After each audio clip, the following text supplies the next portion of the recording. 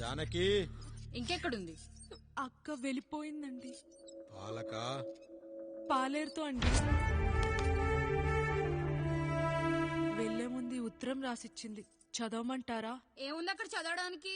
మీ మనసులో చాలా మంది ఆడవాళ్ళకి ఖాళీ ఉందేమో కానీ బెడ్రూమ్ లో మంచంలో మట్టికి ఖాళీ లేదండి, అందుకే పోతున్నా అని రాసుంటది. అంతేనా వదినా? నువ్వుండు. అమ్మా ఎంత పరువు తక్కువ, ఎంత పరువు తక్కువ. ఎవరి గదులో తలుపులేసుకోమని కేకలేశారు, మరిదిగా చెయ్యేశారని తరిమేశారు. పరువు ప్రతిష్ట మన ఇంటికేసిన సొన్నం అన్నారు.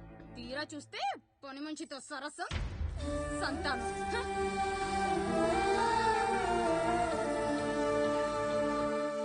పని చేయించుకుని డబ్బులు ఇవ్వాలి గాని బిడ్డల్నిస్తారని నేనెక్కడా వినలేదమ్మా ఈ చోద్యం. ఇంకా మీరు ఆపుతారా? మీరేంట్రా ఏం మాట్లాడరు? ఏం మాట్లాడాలమ్మా? తమ్ముడు తప్పు చేశాడని పట్టుకుని కొట్టారు. అదే తప్పు ఆయన గారు చేస్తే మాత్రం ఆయన ఒక్క మాట కూడా అనకూడదా? అంటే అమ్మా, రేపెప్పుడైనా మాకు కూడా ఇంకో ఫ్యామిలీ పెట్టుకోవాలని కోరిక కలిగినప్పుడు అప్పుడు నువ్వు చేసిన పనే మేము చేసావు నాన్న అని చెప్పడానికైనా ఇప్పుడు మాట్లాడాలి కదమ్మా. కావాలనుకున్నప్పుడల్లా అమ్మని తెచ్చుకున్న ఆయనకి తమ్ముడికో ఆడతోడు కావాలని తెలీదా? రోజు బట్టలపి స్నానం చేస్తాడు కదా. తమ్ముడు బాగా ఎదిగాడని అర్థం కాలేదా? పని మనిషితో ఆయన చేస్తే శృంగారం, ఆవిడ కూతురుతో నేను చేస్తే వ్యభిచారమా?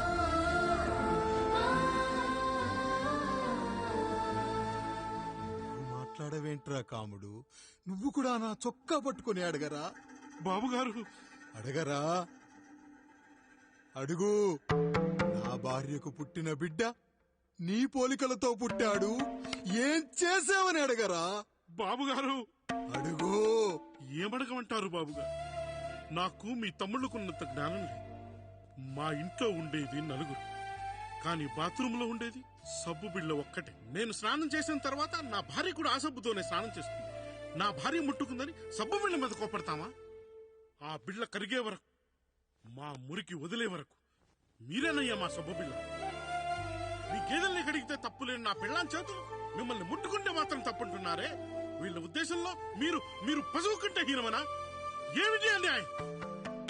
నా వరకు ఆ బిడ్డ నా దేవుడిచ్చిన ప్రసాదం. అది పూజారి ఇచ్చాడా ఇంకోటిచ్చాడా నాకు అనవసరం. అయినా పూజారి పొంగలి పెట్టకపోతే దేవుడి మీద కోపం ఎందుకయ్యా? ఏమో, మా కోసం చెమట చిందించి పనిచేసే ఈ కాముడికి నేను చెమటోడ్చి ఒక బిడ్డను ప్రసాదిద్దామని మీరు అనుకున్నారేమో. ఇందులో కూడా నా మంచే కదయ్యా మీరు ఆశించారు. కానీ వీళ్ళు మీ ఔన్నత్యాన్ని ఎప్పటికీ అర్థం చేసుకోలేరయ్యా, అర్థం చేసుకోలేరు. అయ్యా, ఈ రోజు మీ పెళ్ళాం పాలేరుతో వెళ్లిపోయి ఉండొచ్చు, మీ బిడ్డలు ఈ రోజు మిమ్మల్ని తిట్టొచ్చు, కానీ ఈ కాముడు మిమ్మల్ని ఎప్పుడూ వదిలిపోయాడు. మీ చావును ఈ కళ్ళతో చూసే వరకు మిమ్మల్ని వదిలిపోడయ్యా, వదిలిపో. మీరే మా దేవుడు, మీరే మీరే మీరే మా దేవుడు, మీరే మా దేవుడు, మీరే మా దేవుడు.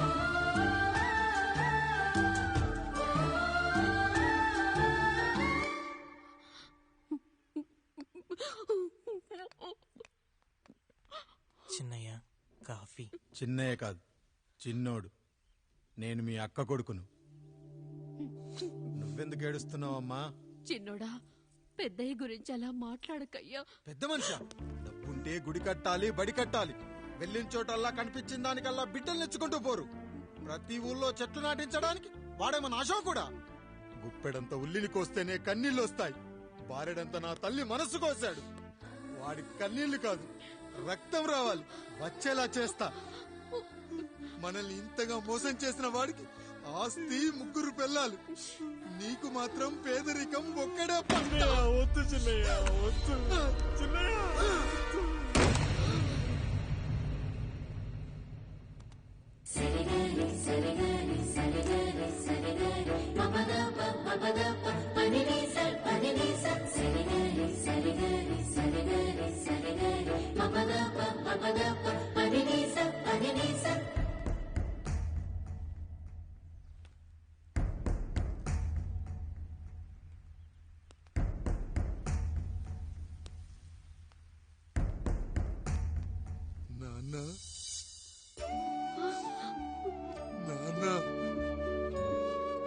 బాబుగారు, బాబుగారు కాదు నాన్న, నేను నీ బాబు నాన్న. మీరు మా పెద్దయ్య బిడ్డ కదయ్యా. కష్టపడి రైతు దుక్కి దున్ని కోత కోస్తే విత్తనాల ఫ్యాక్టరీ వాడొచ్చి ఈ పంట నాది అంటే ఒప్పుకుంటావా నానా? ఈ భూమి నీది, ఈ పంట నీది. నేను నీ బిడ్డను నానా, నీ బిడ్డను. కానీ ఆ రూపం, ఈ ముఖం ఒక్కడే వాడిది నాన్న. కింద బాడీ చూడు, ఇద్దరం ఒకేలా లేవు. నేను నీ బిడ్డను నాన్న. బాబు, నాన్న, బాబు, నాన్న, ఒక్కసారి నన్ను ఎత్తుకో నాన్న.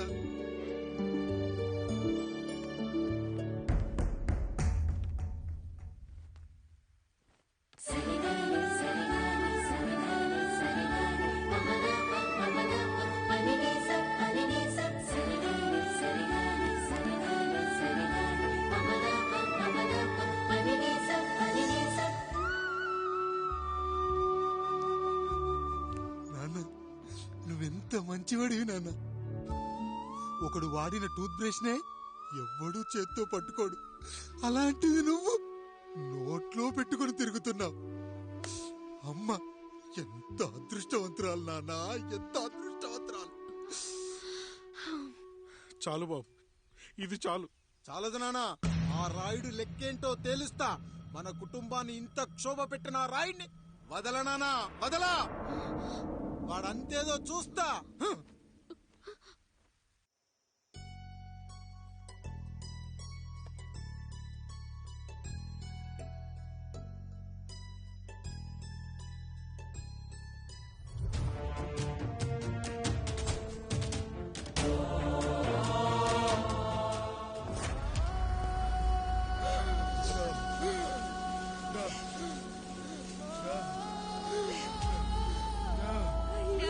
చూడండి అయ్యా, వీళ్ళని చూసాకైనా మీ మనసు కరెక్ట్ లేదా?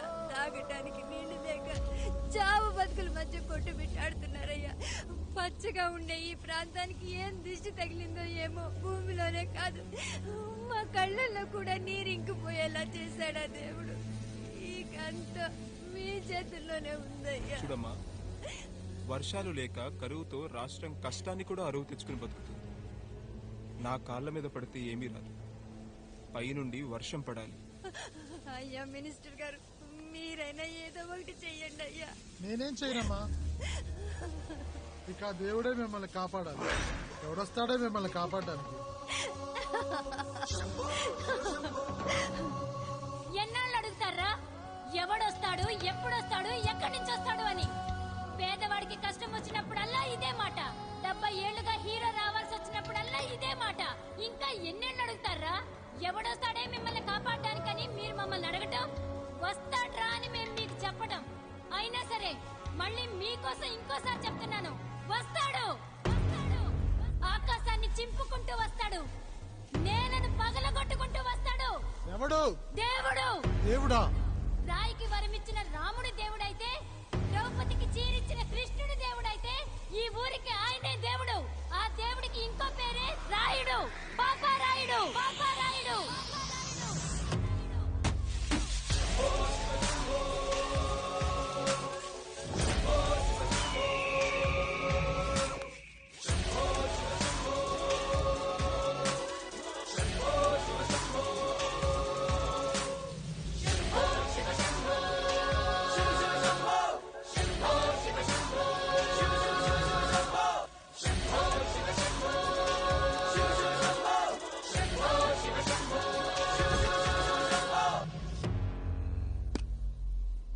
ఏంటి సమస్య?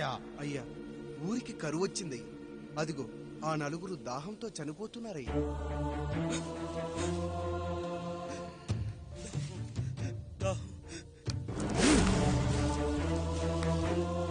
పాపారాయుడు తీర్పు ప్రకటిస్తున్నాడు.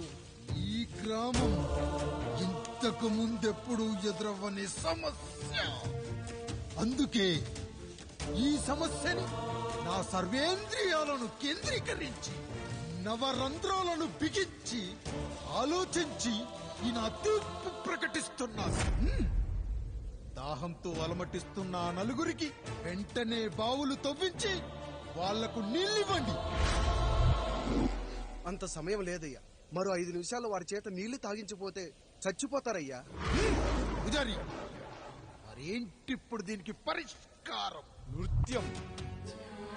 సంగీతానికి శిలలు, నృత్యానికి మేఘాలు కరుగుతాయని శాస్త్రం చెబుతుంది. ఆ నాట్యానికి ఆకాశం కరిగి వెంటనే వర్షం పడాలి. అందుకు ఆ నటరాజైన శివుడే మార్గం చూపించాలి.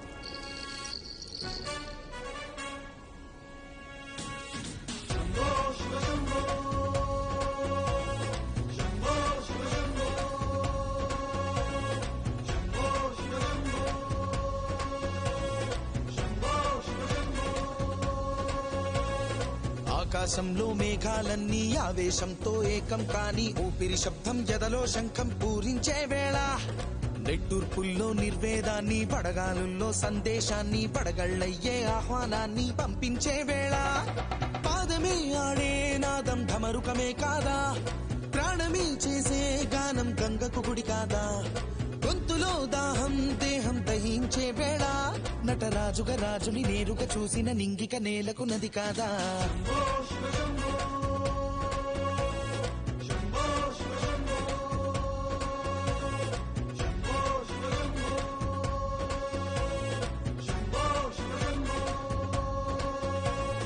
నిమిషం విషమైతే గళమే సిద్ధం అని చెప్పే శివతత్వమే, వేషం వేయించే నాట్యం చేయిస్తే మేఘం పులకించదా, ఊరికే బాధే మోసే రాజే కాడంటూ, ఊరికై యుద్ధం చేసే శక్తి ఉందంటూ, మండిన హోమంలో నా సమిధే తానంటూ, తన దేహమే మబ్బుగా స్వేదమే బానగ గొంతులు నేరుగా తడిపేనా.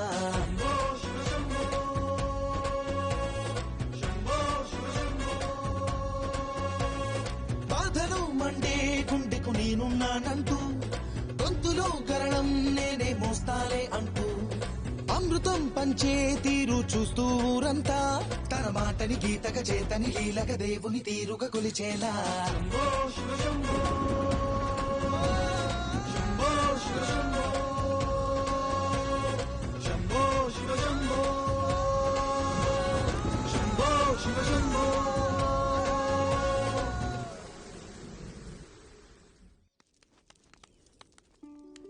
అయ్యా, దేవుడిచ్చిన ప్రసాదం అనుకుని నలుగురిని కన్నాను, ముగ్గురికి పెళ్లి చేయగలిగానయ్యా. ఈ ఊరు ఏమిచ్చినా మీరు తీసుకుంటారు కదయ్యా, ఇది మిగిలిపోయింది, తమరే ఏదో ఒకటి చెయ్యండి అయ్యా.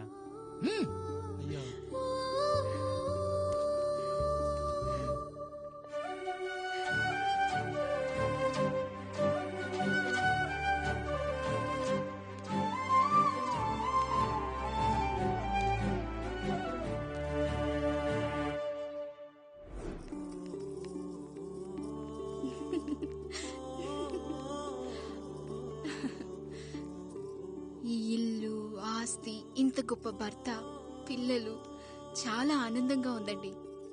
కానీ నాకు ఒకటే లోటు, మన తర్వాత మన పిల్లల్ని చూసుకోవడానికి వీళ్ళకొక అన్నయ్య కావాలండి. అచ్చం మీ పోలికలతో వీళ్ళకొక అన్నయ్యని కందామండి. నువ్వు అడిగితే కాదనగలనా?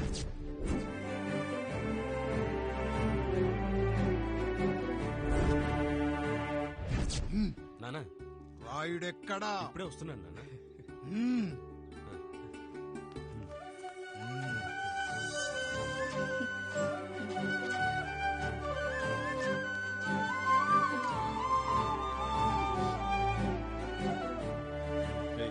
చూడరా, మీ అన్నం మీద పగ తీర్చుకోవడానికి నీకు ఇదే సరైన సమయం. పర్లేదంటావా? ఏం పర్వాలేదు. అయ్యా, ఎరా రంగా, ఏం కావాలో అడగరా. నీకంటూ ఏమి ఇవ్వలేదు, నువ్వు ఏమి అడగలేదు, చెప్పరా. మా అన్నకు నాకు పడట్లేదయ్యా. తోడపుట్టినవాడని చాలా సహించాను, అడ్డమైన దానాలు చేసి ఆస్తి మొత్తం పోగొట్టాడు. ఇప్పుడేం కావాలరా? కొద్దిగా ఈ కత్తి తీసుకొని వాడిని చంపి పెట్టండి అయ్యా.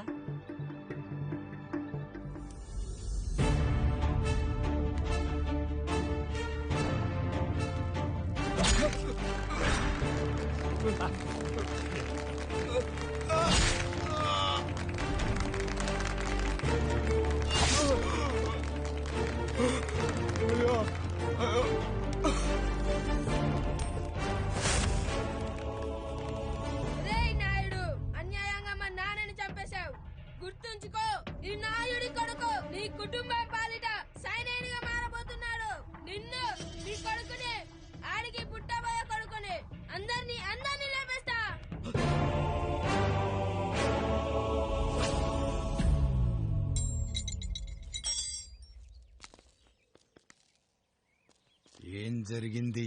మీరు హత్య చేసినట్టు ఇప్పుడే సమాచారం అందింది. తగిన సాక్ష్యాధారాలు పరిశీలించిన పిమ్మట మీకు యావజ్జీవ కారాగార శిక్ష, 2000 రూపాయల జరిమానా విధిస్తూ అరెస్ట్ చేస్తున్నాం. అయ్యగారు నా కోసం చేసిన త్యాగాన్ని హత్య అంటుందా మీ చట్టం? ఇదెక్కడ న్యాయం? మనిషికి ఇచ్చిన మాట నిలబెట్టుకుంటే అరెస్ట్ చేస్తారా? ఏ దేశంలో ఉంది చట్టం? నన్ను ఏం చేయమంటారు రాయుడు గారు? 9వ తరగతి చదివి ఊర్లో గాలికి తిరుగుతున్నా నన్ను మీ మనిషి ఒకడు పోలీస్ స్టేషన్లో ఉండాలని నన్ను ఎస్ఐన్ చేశారు. సాటి మనిషిని స్వేచ్ఛగా హత్య చేసుకోలేని దౌర్భాగ్య స్థితిలో బతుకుతున్నాం మనం. మీరు చేసిన ఈ గొప్ప పనిని అర్థం చేసుకునే సంస్కారం, విజ్ఞత, విజ్ఞానం మాకు లేవు సార్, మాకు లేవు.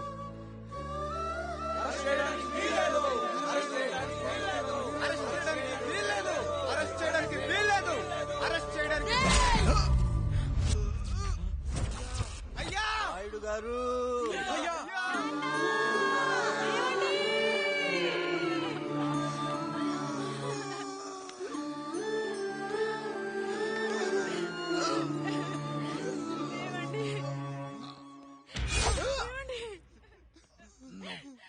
ఉందిరా.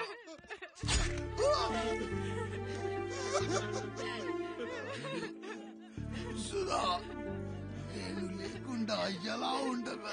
పర్వాలేదండి, బిడ్డలతో నేను ఉండిపోతాను. అయ్యో, ఈ పాడు సమాజం నిన్ను మనశ్శాంతిగా బతకనివ్వదు. ఇంతమంది పిల్లల్ని చూసుకుంటూ భర్త లేకుండా ఎలా బతకగలం?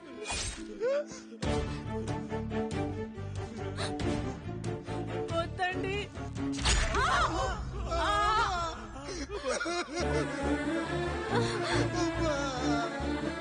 రాయుడు, బిడ్డలు జాగ్రత్త.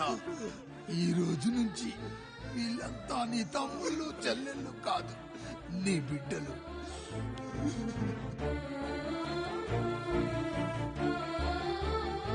ఎక్కడికి వెళ్ళండ్రా. నీ కష్టం వస్తే ఒక్కసారి నాన్న అని పిలవరా. ఆ సమాధిలోంచి అయినా లేచొస్తా.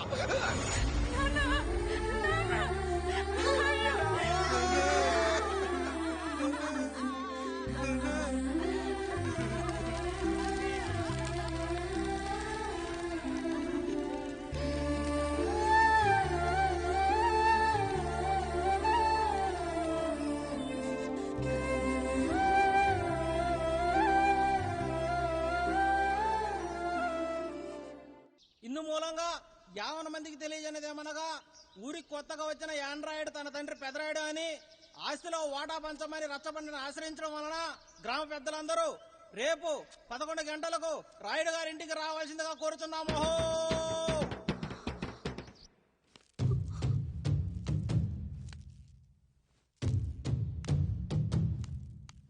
ఎందుకొచ్చారు? తన తాత పాపారాయుడు గారు ఆస్తి తనకు కూడా కావాలంటూ పంచాయతీలో ఫిర్యాదు చేశాడయ్యా.